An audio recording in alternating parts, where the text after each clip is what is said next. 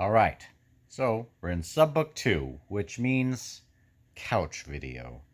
I didn't sleep very well last night because I was thinking about the stuff I was reading in chapter 7.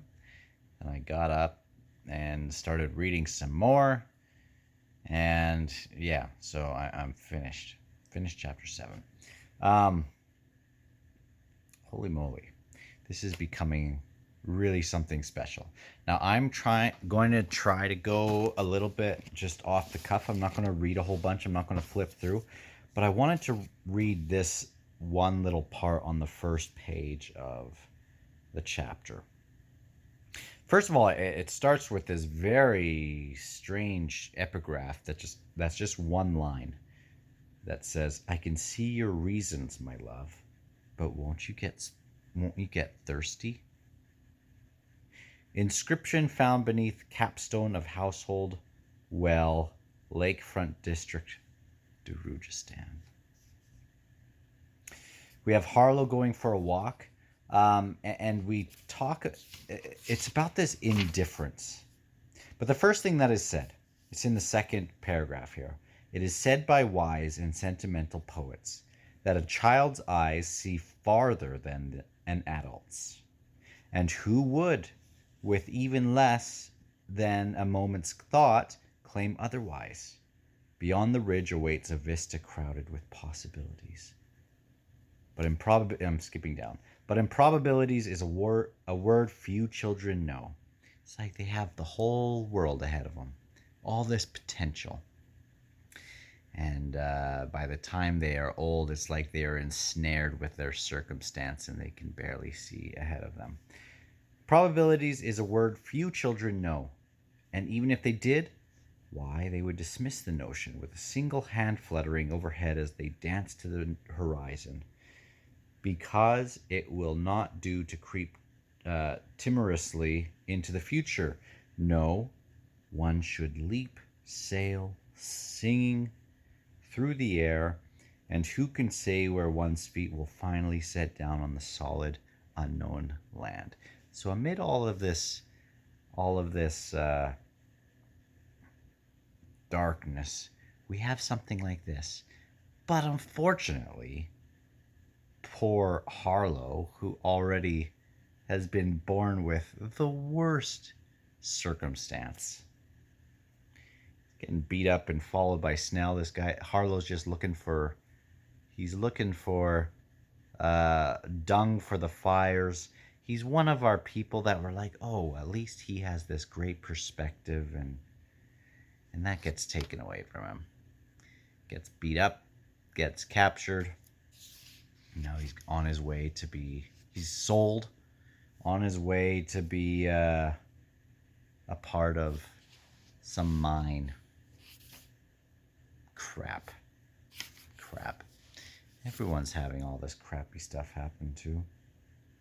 Now we have, and I said I wasn't going to go flipping through, and I won't, but I want to do this one with Mappo, who they're trying to prepare him to go into this realm, jump into this fire pit thing, and the priest can't do it because he's covered with these spider web things that I think Megora was involved with, like calling down this Ardantha or something. It's like Mappo has been claimed for something else, and the spiders were a big deal in the Bone Hunters. So I just have to kind of think back on that a little bit. But he's going to go he's going to need this other way to go about doing this. He's not going to go to Megora. He is going to hire the Trigal Trade Guild to take him to Lether. And also he's figuring, it can't be too late. I figure if Ikariam would have fought Rulad by now, I would have felt something. So he still has that little bit of hope, I guess. And it is this that got me, I couldn't sleep because I got so excited thinking, oh, we finally get to be with the Trigal Trade Guild. I'm so excited. I've been wanting that from the third book. That's why when I went to apologize to Felice, and I hired the Trigald Trade Guild to take me over there. Okay. Let's see. Let's see. So he is on his way to do that. We have, well, I'll just close the book. We have Gruntle as well, who's going to go hire, he's going to go be a part of their caravan. That is awesome. So he's going to be accompanying Mappo, which I am excited about that. The more that I hear Gruntle talk, though, at first I kind of, it was terrible what happened that kind of activated him into this gruntle mode. And first it was the rape, then it was seeing this child that was like half eaten, or his legs were eaten, and then they used him kind of as a symbol to get the other people like a righteous fury against what was going on. But Gruntle is big time damaged as well. And you can see that in everyone. You can see that in Stawny, who is working with this dueling club and doesn't even really want to acknowledge Harlow, because when she does, she just sees that soldier.